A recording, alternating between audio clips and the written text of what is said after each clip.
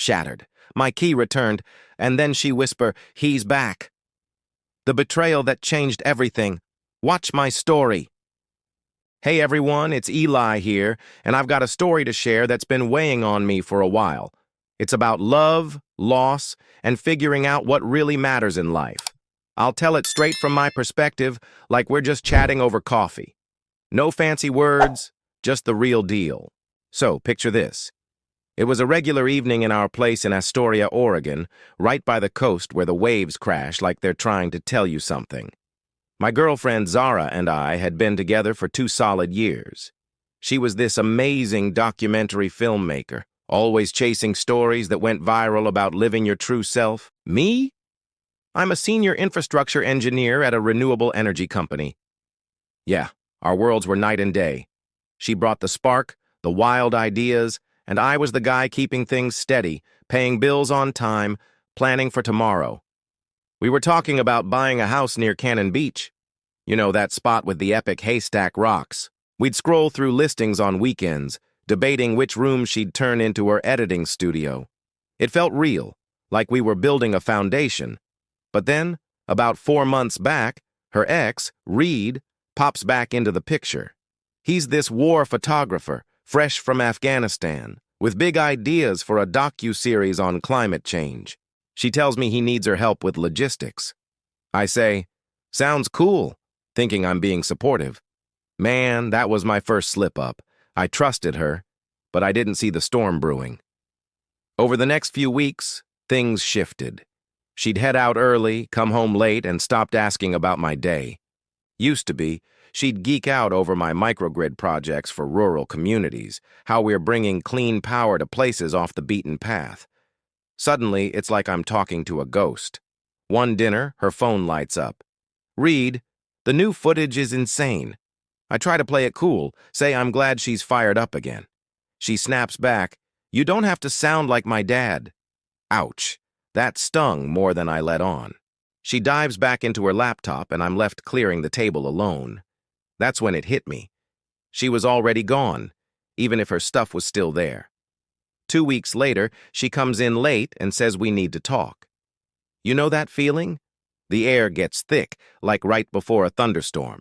She sits on the couch. I take the armchair across from her. She looks me in the eye and drops it.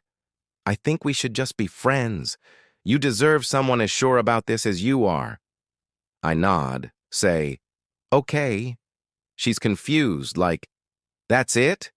"Yeah," I tell her, "you've already checked out." I just realized it now. I grab her key from my keychain, set it on the table, throw on my jacket, and walk out. No slamming doors, no yelling. Just gone.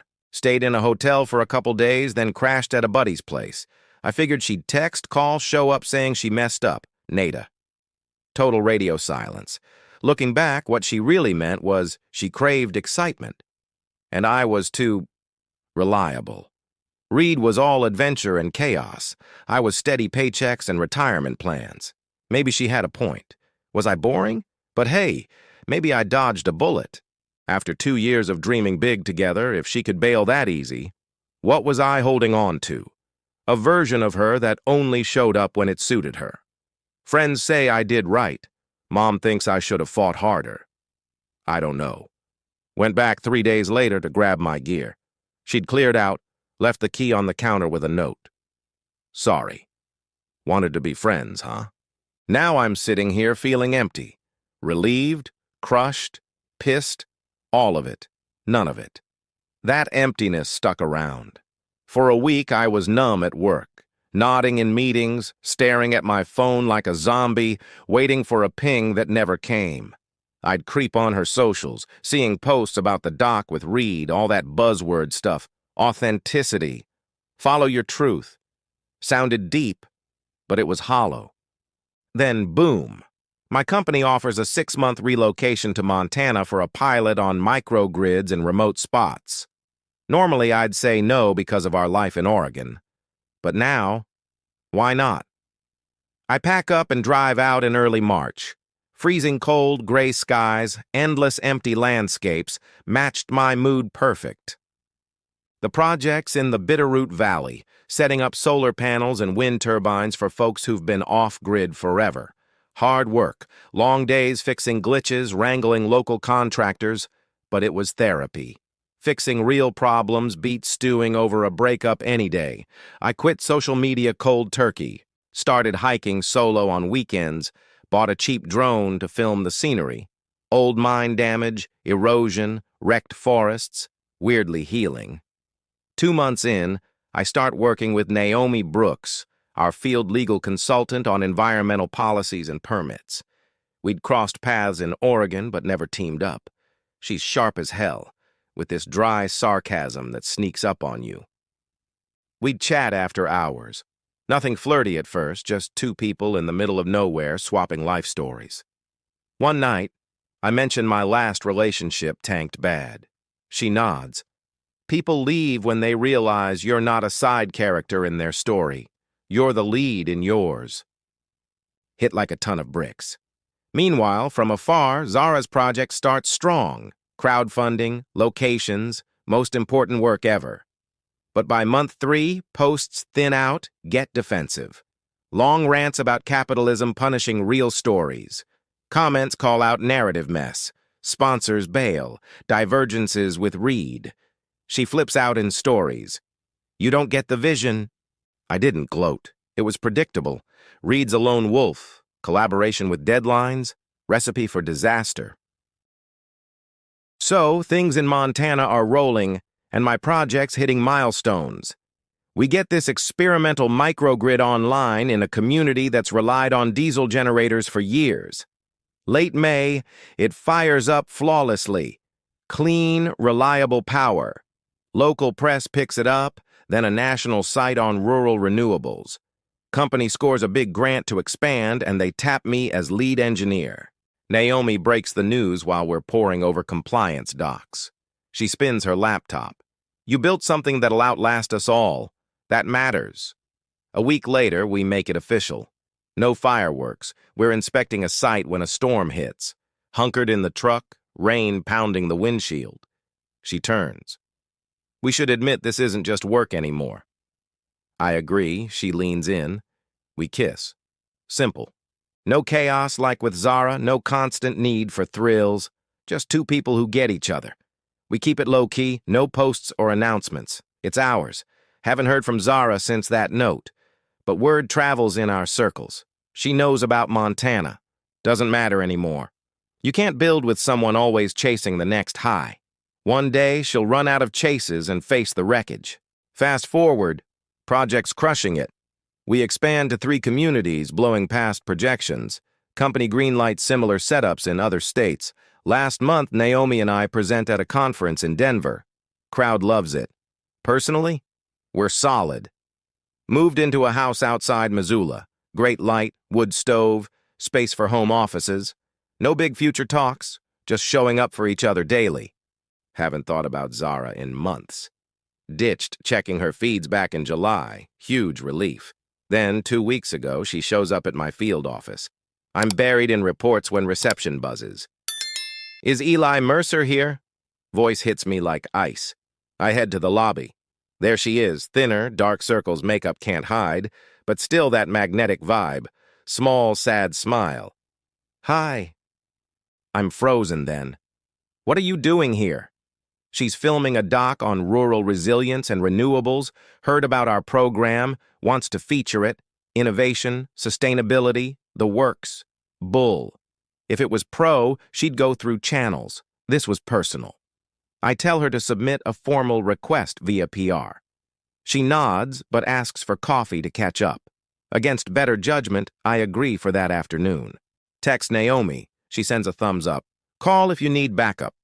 That's her. No jealousy, pure trust. We meet at this faux rustic cafe. Exposed brick, Edison bulbs, overpriced Joe. She gets some fancy oat milk thing. I stick with black. Small talk. Project details. I keep it surface. Silence builds. Then she blurts. Did you mean it? You just let me go.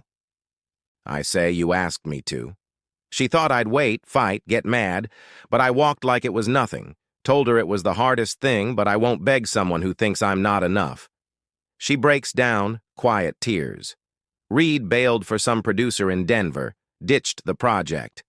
She tried solo, but it's crumbling. Funding gone, story messy, months and thousands down the drain. Reed chased highs over finishing.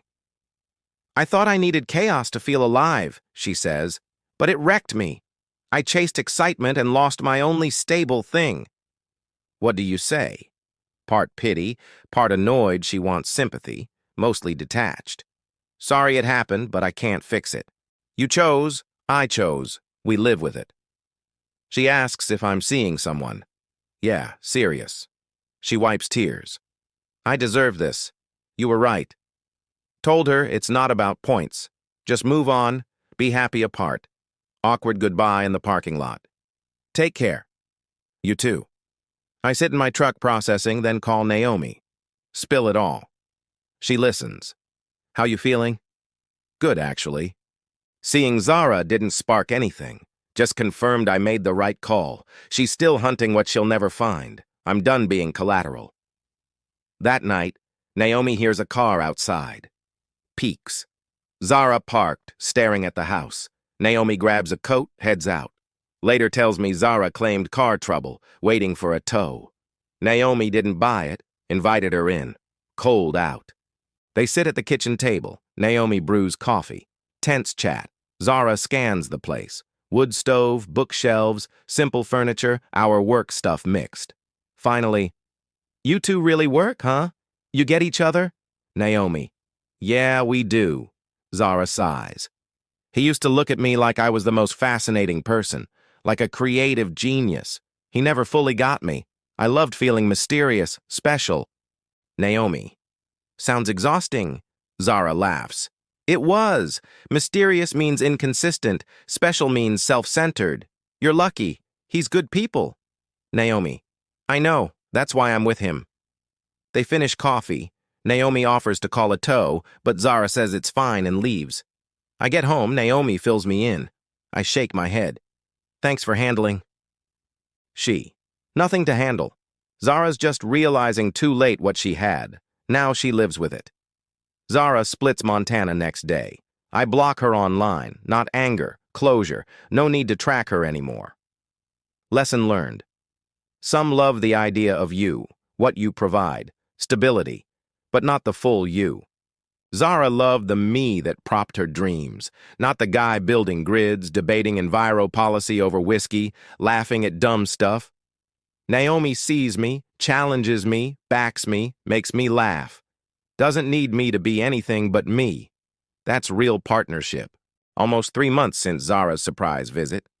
Figured I'd wrap this up with how it all shook out. You guys deserve the full picture. Project in Montana wrapped killer in December. Hit every goal, crushed most. Expanding to 6 more states, even federal funding talks for nationwide. Company bumps me to head a new division on rural renewable infrastructure. More responsibility, travel, but it's my jam. In January, Naomi and I head back to Oregon's coast, snag a house near the Hexeter Head Lighthouse, cliffside with storm views rolling in. Close to HQ, but secluded for peace. No rushing, no engagement posts, wedding plans, just living day by day.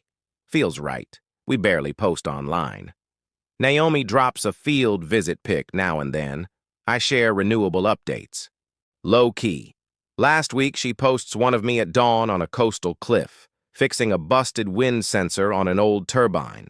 Sunrise over the ocean, that golden-orange glow. Didn't know she snapped it till later. Caption, patience is a form of faith. No context, just the shot. Hour in, normal comments. Colleagues on the project, friends digging the view. Then I spot it. Zara liked it. Profile pic changed. Almost missed her. Likes, then unlikes 30 seconds later. Oops, click. Curiosity hits. I check her profile. Bare. No posts, followers, activity. Bio, filmmaker. No links. Hours later, account's gone. Deleted, not deactivated. Username vanishes. Naomi notices. That's intense. Yeah, we don't dwell. What to say? Zara saw my life without her, thriving, happy, and it broke something. Proof I wasn't just okay, but better. Wiping her online presence, her way of dipping out from watching others succeed while she struggles. Real pity hits, not smug, genuine. She's not bad, just lost chasing a life she thought she needed, sabotaging what she had. Hunted excitement and chaos, thinking that's creativity's fuel. Burned bridges for artistic integrity. Left with a failed project and a ghosted account, 'cause others' joy hurt too much. No hate, no anger, just free. Few days later, Naomi and I hike a coastal trail at dusk. Fog rising from the sea, wind turbines humming behind us, that low, steady sound of things working right, turning wind into power for folks who need it. I stop, stare at the ocean. Naomi, what's on your mind? I say. You can't save people from storms they chase. Some pick chaos over stability 'cause it feels like freedom, but chaos wrecks everything, even the chaser. She grabs my hand. You can't save them, but you can build what withstands storms, solid enough to stand when chaos burns out. Nailed it. That's what I've been doing this past year, without naming it. Building systems that outlast personal drama, relationships without constant hype, a life on presence, not next thrills. Zara's probably out there figuring her next move. Maybe finishes a doc, lands a win, meets someone, builds steady, hope she does, learns to pause, value what's there over better, but not my issue anymore.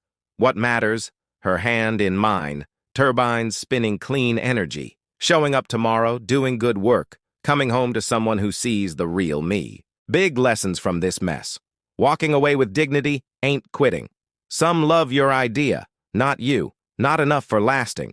Real relationships don't need drama or frenzy, just two folks showing up, even in boring or tough times. No audience required. You can't force value. Zara only saw ours too late, her problem now. She chose, I chose. We deal. Funny, she wanted adventure, thought chaos was liberty.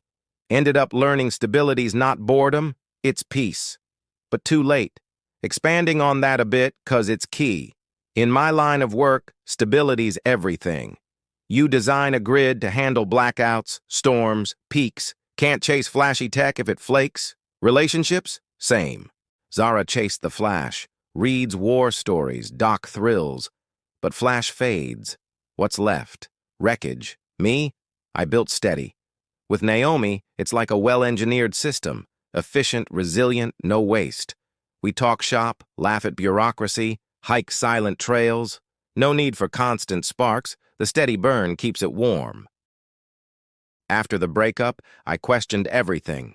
Was I too safe? Too predictable? But Montana taught me. Stability's a strength, not a flaw. Those microgrids, they don't thrill like a blockbuster, but they light homes, power schools, change lives quietly. Zara's world was all about the viral moment, that rush of likes, shares. Mine's the long game. Years of planning, testing, iterating. Turns out, that's what lasts. In love, too. With Naomi, no roller coaster. Just consistent climbs, shared views at the top. Remember that first project rollout? Community gathering, flipping the switch, lights on, no more generator hum, folks' faces, pure relief. That's impact. Zara's docs aimed for that, but got lost in ego, drama. Her visit? Closure I didn't know I needed. Seeing her broken didn't feel good, just sad.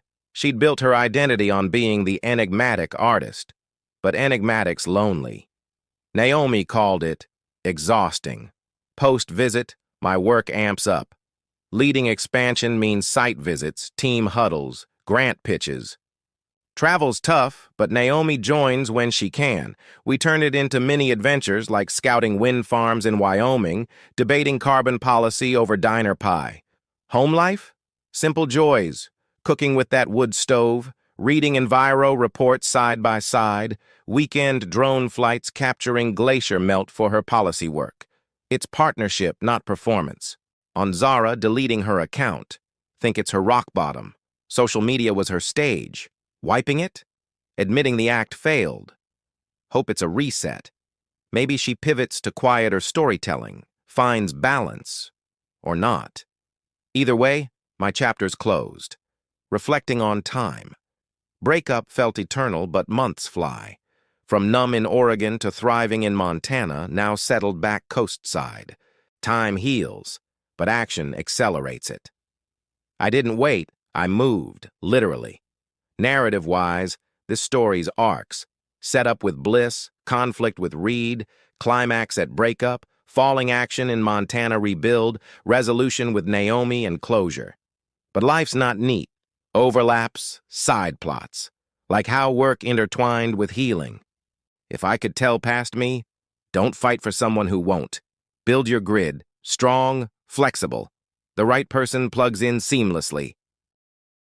All right, let's talk resilience, because that word gets thrown around like confetti on Instagram, but most people have zero clue what it actually feels like when the rubber meets the road. See, in my line of work, resilience isn't a motivational poster. It's math. It asks designing a microgrid that can lose 3 solar inverters in a hailstorm and still keep a hospital IS NICU running on battery backup for 48 hours. It asks burying cables 2 feet deeper than code because you know Montana winters don't play. That's the boring, unsexy stuff nobody films. But it's the reason lights stay on when everything else fails. And I realized relationships are the exact same engineering problem. Zara built her life like a Kickstarter campaign. Big splash, epic trailer, change the world vibes, then ghosted when the stretch goals didn't fund. Reed was the human version of a GoPro strapped to a drone flying through a war zone. Cool for 3 minutes. Then the battery dies and you're left with shaky footage nobody wants to watch twice. Me? I build for the 50-year storm. That's why, when she walked out, I didn't collapse. I hurt like hell, don't get me wrong. There were nights in that hotel room where I stared at the ceiling replaying every fight. Every time I said, it's fine, when it wasn't. But I had buffers I didn't even know I'd installed. My crew at work who dragged me to dive bars. My mom who FaceTimed me every Sunday with zero judgment. The fact that I saved 6 months of expenses. Because, what if the market crashes? Eli was apparently useful for something. Resilience isn't not feeling pain. It's having systems in place so the pain doesn't take you offline permanently. Naomi gets this in her bones. Girl once spent 18 months fighting a pipeline company in court, lost, then turned around, and got the same route approved for a transmission line that now carries wind power to 400,000 homes. That's resilience porn right there. She doesn't post crying selfies with quotes over sunsets. She just wins the next round. Remember when I told you about that first microgrid going live? The community threw this potluck, old ranchers and wranglers, kids running around with sparklers. Somebody's grandma made venison chili that could wake the dead. They flipped the switch and nothing dramatic. No fireworks. Just the hum of the inverter dropping from 62 hertz to a perfect 60, and every porch light in the valley staying on without that diesel rattle for the first time in 40 years. That moment rewired my brain. I realized Zara's version of impact was likes and retweets. Mine was a 73-year-old widow not having to choose between her oxygen tank and her refrigerator anymore. Different currencies. And yeah, I started applying the same principles to dating somebody new. With Naomi, we didn't do the define the relationship talk at 2 a.m. after 3 whiskeys. We stress-tested it like a prototype. Long days in the field, 14-hour drives, disagreements over permit language, that time we got snowed in at a motel with 1 bed and a broken heater. Every time the system held, no meltdowns, no ultimatums, just function. That's when I knew this wasn't another Zara situation. This was a grid I could scale. Funny story.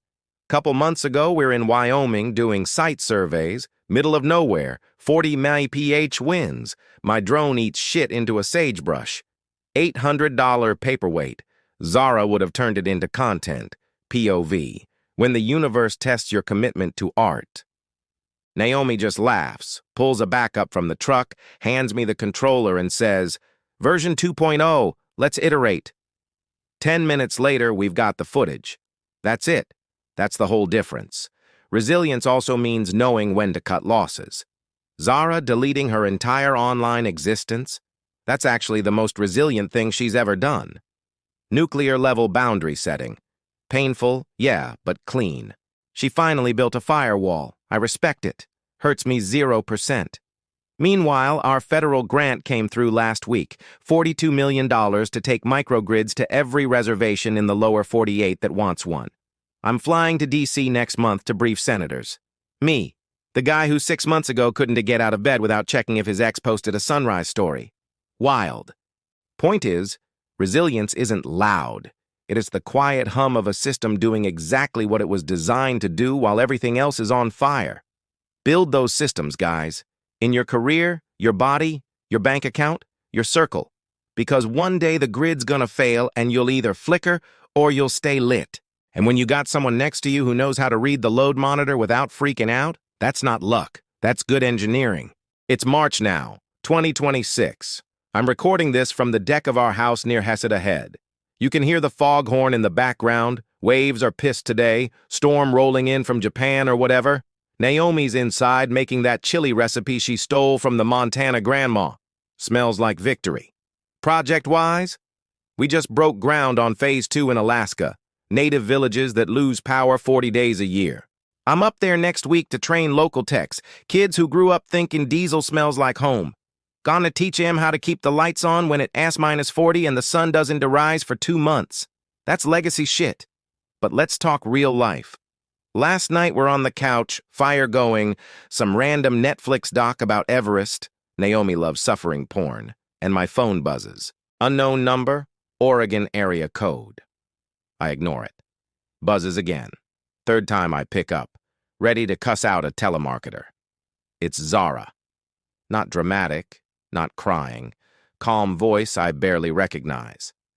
Hey, I know you blocked me everywhere, and that's fair. I got your number from a mutual equipment supplier. Please don't hang up. I put her on speaker. Naomi pauses the TV, raises an eyebrow like, "You good?" I nod. Zara keeps going. I'm in rehab. Not the celebrity kind. The boring inpatient one in Arizona. 90 days. I, hit bottom after Montana. Like, actual bottom. Lost my apartment, maxed every card, chasing a short film that never got finished. Woke up in a hospital after mixing stuff I shouldn't have. Scared the shit out of myself. Naomi squeezes my hand. Not jealous, just present. Zara continues. Day 42 today. They make us write letters to people we hurt. Not to send, just to read out loud. But I needed you to hear this part for real. I'm sorry, Eli. Not the Instagram apology kind.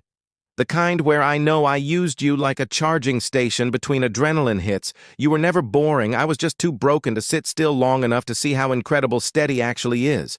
Silence. I can hear her breathing. I don't expect anything, she says. No reply, no friendship, nothing. Just, I'm proud of you. The microgrid stuff, it's everywhere now. Saw your TEDx clip. You look happy. Like, deeply happy. I never gave you that. I only gave you anxiety. You deserve this life. I finally speak. Thank you for saying that, seriously. I hope the program works. I really do. Take care of yourself, okay? Yeah, I'm trying. Goodbye, Eli. Click. Naomi unpauses the Everest dock like nothing happened. 10 minutes later, she goes, You okay? I realize I'm crying, not sad tears. Relieved tears.